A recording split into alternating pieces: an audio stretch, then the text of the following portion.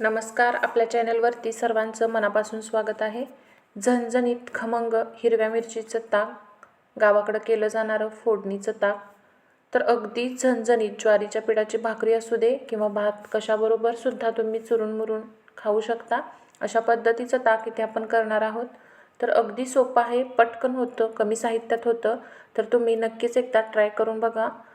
तर अशाच सोप्या, रुचकर आणि पटकन होणाऱ्या रेसिपीसाठी आपलं चॅनल सबस्क्राईब केलं नसेल तर चॅनल सबस्क्राईब करून बाजूची बेल घंटा नक्की क्लिक करा.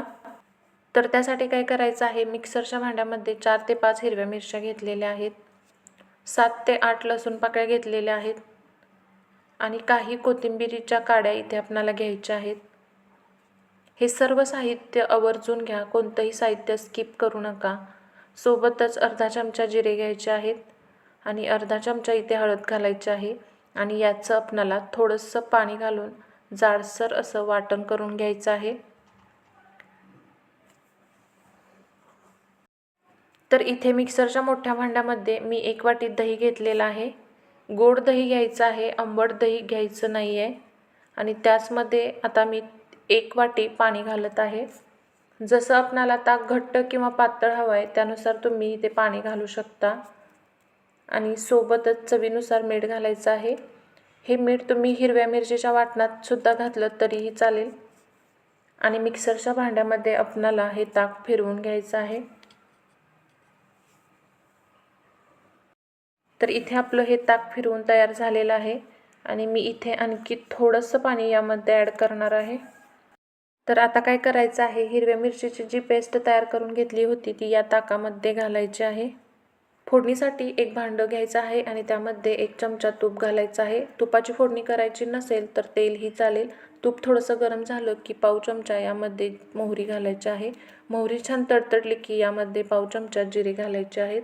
जिरे आणि मोहरी छान तडतडली की यामध्ये कढीपत्त्याची पाने घालायची आहेत आणि थोडीशी कोथिंबीर तुपामध्ये घालायची आहे आणि हे सगळं आपणाला तुपामध्ये परतून घ्यायचं आहे. आणि इथे गॅस फुल करायचा आहे आणि हे सगळं फ्राय करून घ्यायचं आहे.